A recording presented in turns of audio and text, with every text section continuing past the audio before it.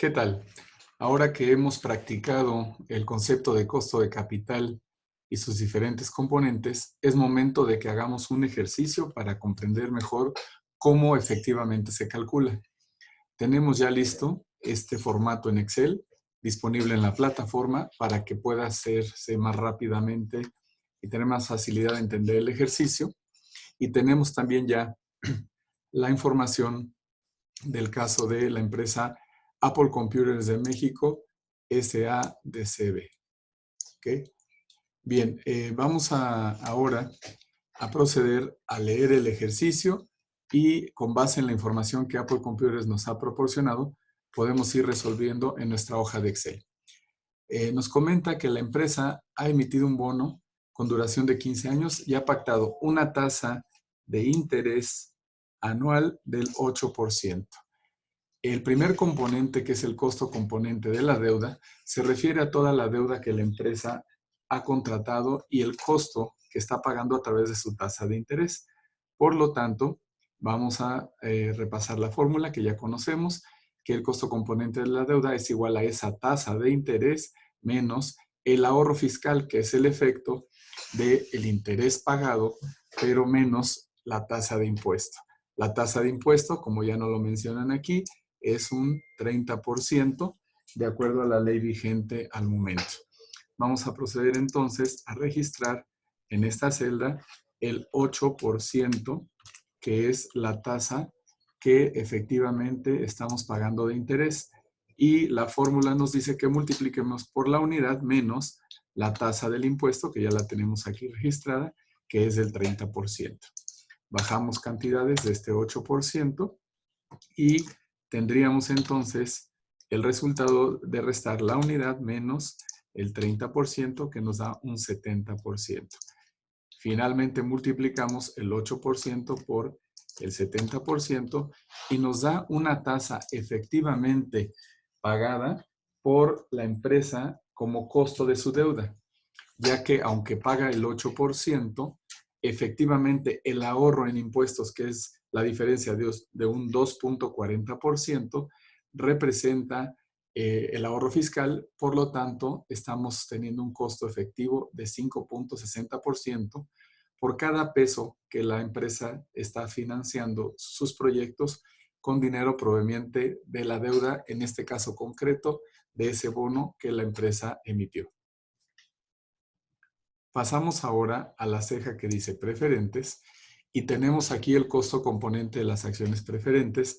Repasamos su fórmula. El costo componente de la acción preferente es igual al dividendo que se planea pagar de esa acción preferente entre su precio de emisión neto.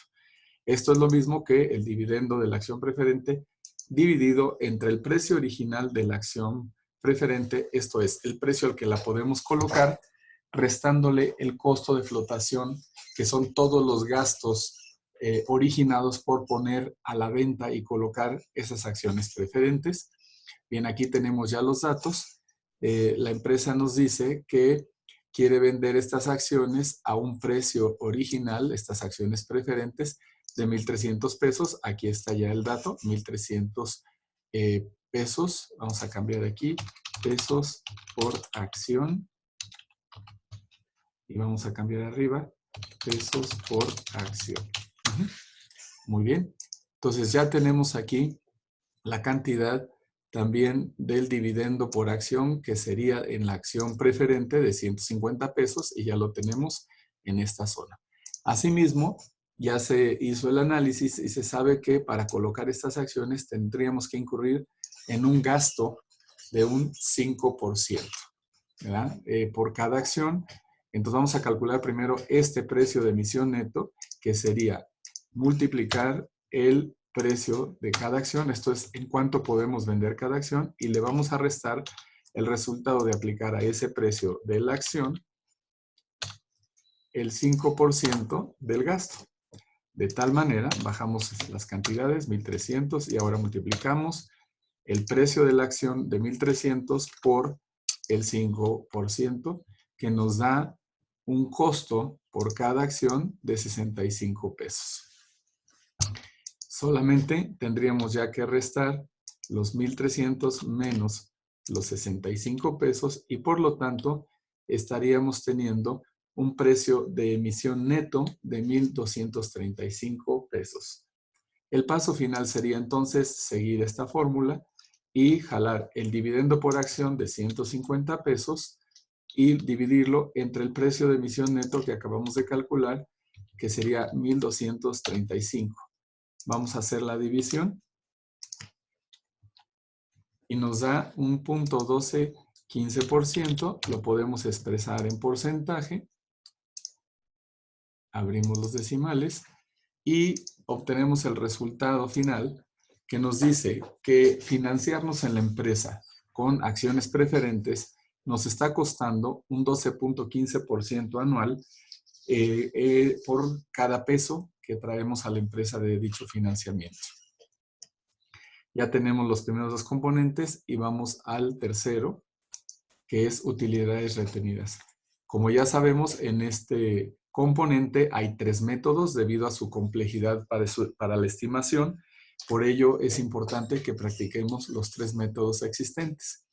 El primer método es el enfoque del modelo de evaluación de activos de capital, MBAC, que ya conocemos de temas anteriores, y sabemos que su cálculo se lleva a cabo con la fórmula de restando la tasa libre de riesgo más el resultado de restar la tasa de mercado menos la tasa libre de riesgo y multiplicado por el coeficiente beta de la empresa que estemos evaluando. Vamos a identificar los datos que requerimos para este análisis. La tasa libre de riesgo, ¿verdad? Esta empresa la está representando a través de los CETES, porque está en México, y ubica que en este momento están pagando una tasa libre de riesgo del 8%. Si buscamos un instrumento que fuera lo más cercano a la casi inexistencia del riesgo, pues sería los CETES o los certificados del Tesoro en los Estados Unidos. Sabemos que no es totalmente libre de riesgo, pero no tenemos otro dato para obtener esta tasa. Entonces, tomamos el 8% para esta tasa. Después identificamos que el mercado, o sea, nuestro mercado de valores, en promedio, calculado a través de su índice de precios y cotizaciones, nos ha estado generando un 13% anual. Entonces, el mercado está pagando un 13% anual. Y que esta empresa, Apple Computers, en su balance histórico ha mostrado una sensibilidad al mercado de 1,10 veces lo que al mercado le sucede. Esto es un beta de 1,10. Ya tenemos aquí ahora entonces los diferentes conceptos que integrarían nuestra fórmula y ya podemos proceder a sustituirla. Entonces el modelo nos pide que identifiquemos la tasa libre de riesgo, 8%, y que a eso le sumemos el resultado de la tasa del mercado, que es 13%, y le vamos a restar la tasa libre de riesgo, que es el 8%, y finalmente lo multiplicaremos por el beta, que es 1,10 veces. El modelo plantea restar a la tasa del mercado la tasa libre de riesgo para obtener esa prima de riesgo efectiva, que es la que es sensible al beta, a las veces que nuestra acción se ha movido, ya sea para arriba o para abajo, de acuerdo a lo que el mercado ha hecho en su historial de comportamiento. Entonces vamos a despejar la fórmula, bajamos el 8%, realizamos la primera operación, que sería 13% menos el 8%, nos arroja una parte de la tasa con riesgo que es del 5% y bajamos el monto del beta, que es 1,10. Seguimos despejando, bajamos el 8% y ahora vamos a hacer la multiplicación de esta parte de la tasa que tiene riesgo por el beta, que sería cómo reacciona ante el mercado, y nos arroja una tasa del 5,50%. Finalmente, sumaremos esta tasa libre de riesgo más la tasa con riesgo ya aplicada a la empresa y nos estaría generando un costo componente de utilidades retenidas bajo el método del modelo de evaluación de activos del capital de 13,50%. Vamos a pasar ahora el siguiente método, que es el enfoque del rendimiento en bonos más prima de riesgo. En este enfoque sabemos que la prima de riesgo siempre estará entre un 4 a 5 puntos y que utiliza de manera comparativa la tasa que actualmente la empresa esté pagando en bonos. Esa tasa de interés de esta deuda a largo plazo o los bonos que efectivamente está pagando la empresa en este momento, la vimos en el punto número 1 y es del 8%, así es que vamos a anotar 8% en esa tasa de bonos. Y la prima de riesgo, vamos a ver qué nos dicen respecto a ella. Nos comenta que la empresa maneja una prima de riesgo de bonos, vamos a marcarla, del 4%. Entonces, esta empresa ha decidido con su consejo de administración establecer una tasa de riesgo del 4% y solamente tenemos que bajar estas cantidades, que sería 8% más el 4% y al final sumarlas. 8 más 4 nos da 12%. Este sería el resultado de nuestro costo componente de utilidades retenidas bajo el modelo, el enfoque del rendimiento en bonos más prima de riesgo. Es un método muy sencillo, pero de alguna manera representa algo estimativo. Pasemos al tercer método, que es el enfoque del flujo de efectivo descontado. Este método utiliza de manera simbólica los datos de las acciones comunes. Dado que los accionistas accederán a que sus utilidades no sean repartidas en dividendos y se queden como utilidades retenidas para realizar inversión en la empresa, pues se asemeja prácticamente al proceso de emitir acciones comunes. La fórmula, como ya la conocemos, es el costo componente de las acciones comunes dividido, sería igual, a su dividendo de acciones comunes dividido entre el precio de emisión de esas acciones comunes y adicionalmente una ganancia de capital que los accionistas requerirían. Vamos a identificar los datos de este enfoque. La empresa ha llevado a cabo la práctica de financiarse mediante acciones comunes y estima que si emite estas acciones va a tener que pagar un dividendo común a los accionistas de 124 pesos. Anotamos aquí el dividendo de 124 pesos. Si ellos quieren vender estas acciones, las podrán vender en 2,300 pesos. Entonces, el precio original de cada acción sería 2,300 pesos, que es lo que efectivamente podemos colectar por ellas. Y sus accionistas, para poder autorizar que sus ganancias se queden en la empresa, requieren una ganancia adicional de capital del 8%. Lo anotamos aquí, 8%. Ya tenemos ahora sí todo listo para hacer el cálculo y el costo componente de la acción común va a ser igual al dividendo, 124 pesos, entre los 2,300 pesos, que es el precio de emisión de la acción. Vamos a combinar estas celdas. Bueno, aquí vamos a anotar, ahora, sería más la ganancia adicional de capital, que sería el 8%. Ahora sí, procedemos a hacer esta división, 124 entre 2,300, y nos arroja un porcentaje de 5,39% y estaremos bajando también la ganancia adicional de capital del 8%. Finalmente, sumamos las dos cantidades y nos da un costo componente de utilidades retenidas bajo el enfoque del FED de 13,39%. Los tres métodos son totalmente válidos y la empresa puede decidir cuál de ellos le daría prioridad para llevar a cabo su evaluación. Sin embargo, también existe la posibilidad de tomar un método promedio donde vamos a bajar los tres datos. Vamos a poner aquí el dato del primer componente bajo el modelo MBAC, que sería 1350. Y aquí ponemos el resultado bajo el enfoque de riesgo en bonos más rendimiento en bonos más prima de riesgo, que es del 12%. Y finalmente el enfoque del flujo de efectivo descontado, que es el 39%. Y como son tres métodos, los vamos a dividir entre tres.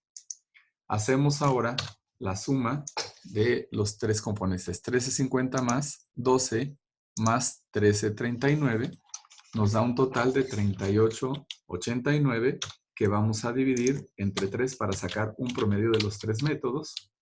Y ahora dividimos esa suma entre los 3 y efectivamente hemos encontrado el método promedio de los 3 enfoques, donde podemos estimar que el accionista que decida dejar sus utilidades en la empresa para que podamos hacer más proyectos de desarrollo, deberá recibir al menos un 12.96% en cada peso que está reinvirtiendo en nuestra empresa.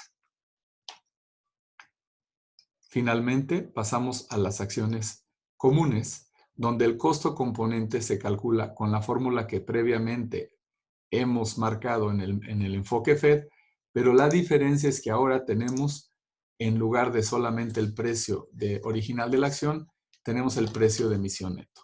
Esto quiere decir que vamos a tener que restarle al precio original de la acción común los costos de flotación.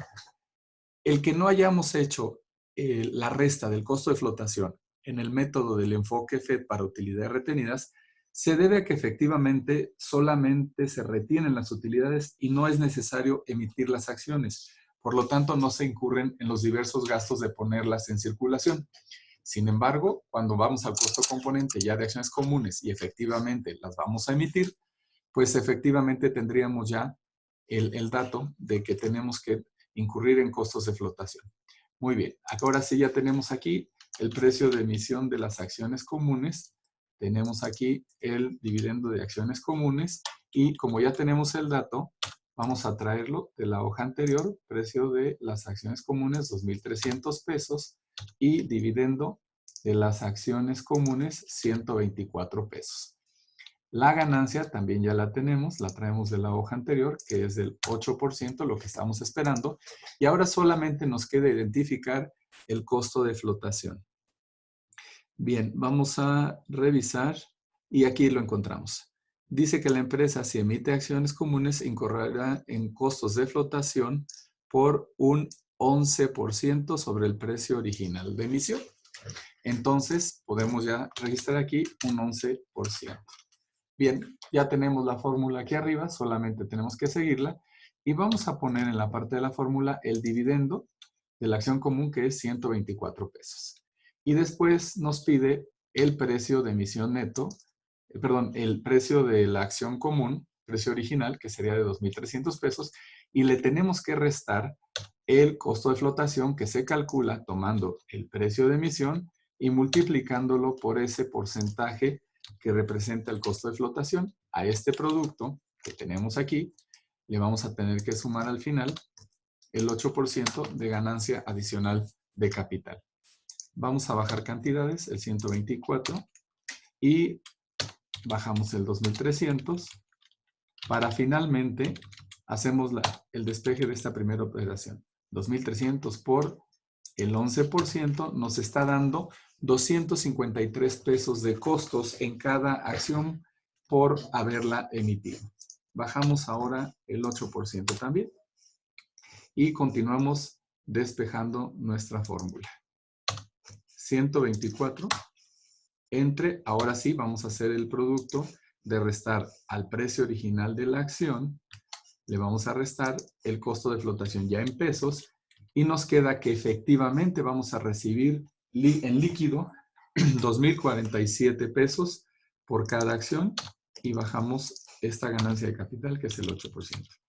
Vamos ahora a convertir en porcentaje el pago del dividendo al dividirlo entre el precio de emisión neta. Nos quedaría un 6.06% y bajamos el 8%, que es la ganancia adicional.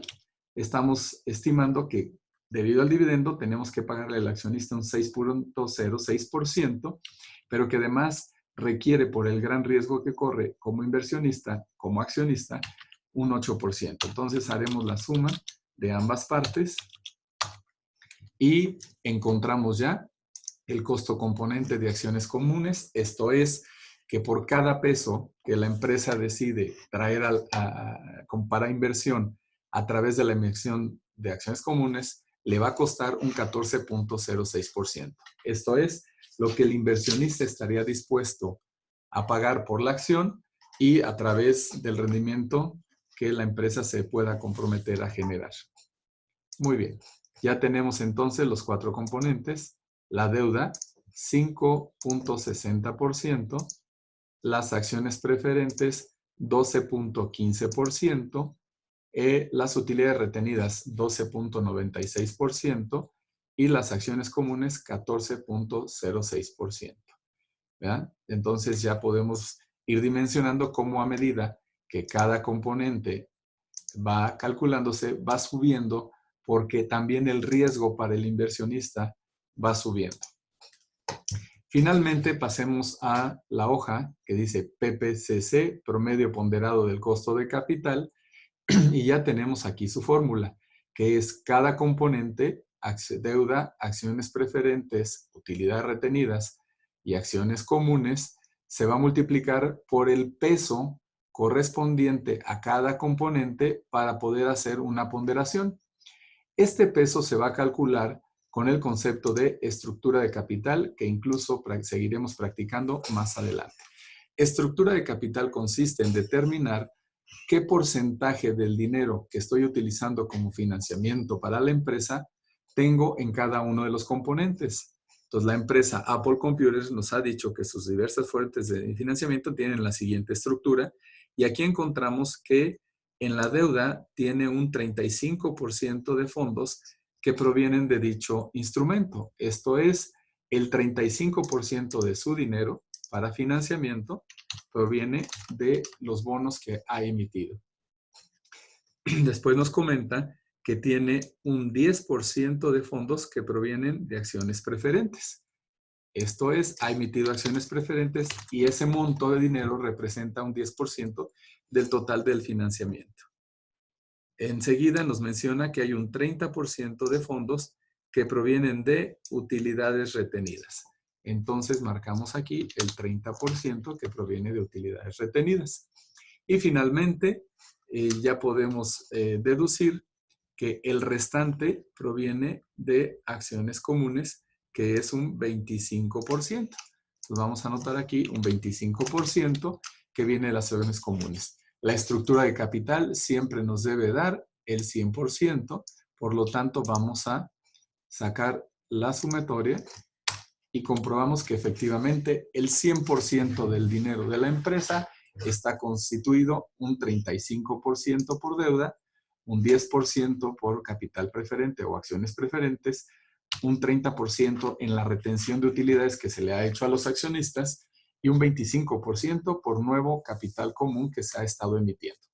Esto nos da el 100% y ya podemos tener ahora sí los pesos. Este WDT sería el peso de la deuda del 35% y así sucesivamente para los demás componentes. Vamos a hacer ahora el registro del mismo. Como ya tenemos los componentes calculados, el componente de la deuda lo vamos a traer de aquí, de la hoja de deuda, y es un 5.60%. El componente de acciones preferentes lo traemos de su hoja correspondiente y ya tenemos registrado el monto. Vamos a traer ahora de utilidades retenidas el costo componente de 12.96 y de acciones comunes el costo componente de 14.06. Son los datos que ya hemos calculado previamente. Ahora vamos a registrar su peso. La deuda pesa 0.35, ¿ok? Para efectos visuales, déjenme convertirlo en decimal. El costo componente de acciones preferentes es un 10%. Lo convierto a decimales solamente para visualmente distinguirlo, pero efectivamente no hay ningún problema en expresarlo en decimal o en porcentaje. Ahora estamos trayendo el porcentaje de utilidades retenidas, que es el 30% o 0.30, y el de capital común, que es solamente un 25% o 0.25. Vamos a abrir un poco esta columna para que se pueda observar. Muy bien. Ya tenemos ahora sí los 4 componentes con su parte proporcional con la que colaboran al costo final de la empresa, esto es su factor de ponderación. Hagamos entonces la multiplicación de cada uno de ellos por su peso y nos da 1.96 para la deuda. Multiplicamos el costo componente de acciones preferentes por su peso, nos da 1.21. Ahora utilidades retenidas por su peso nos da 3.89 y finalmente acciones comunes por su peso de 0.25 nos da 3.51. Y finalmente ya solo nos queda sumar cada una de las proporciones con las que colabora en el costo total de la empresa cada componente y finalmente encontramos que el promedio ponderado de costo de capital de la empresa es 10.58%. Esto es lo mismo que decir que es el costo de capital, lo mismo que decir que es su tasa requerida de rendimiento, ya que cuando hagamos un proyecto, los accionistas esperan que al menos ganemos 10.58% en ese proyecto, porque con ese 10.58 estaremos en posibilidades de pagar los intereses de la deuda y beneficiarnos de la deducibilidad de los intereses. Con este mismo porcentaje estaremos en posibilidad de pagar el rendimiento de los accionistas preferentes. Estaremos también en posibilidad de llegar a la meta de pagar el rendimiento de las utilidades retenidas y finalmente el compromiso de dar este rendimiento mínimo a nuestros accionistas comunes que estimaron cuando adquirieron nuestras acciones. Este monto, 10.58, no es un punto donde no se gana, es incorrecto interpretarlo así.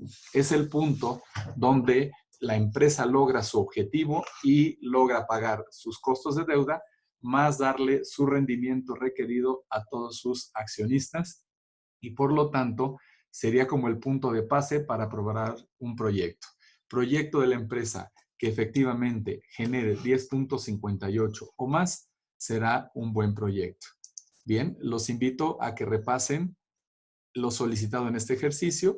Estos cálculos tienen el formato y pueden ustedes repasarlo, pero además que vuelvan a repetir cuál es el significado de estos 4 componentes, incluyendo el significado de cada uno de los 3 componentes de las utilidades retenidas, como ya fue analizado, y además esta conclusión final de qué significa el costo de capital.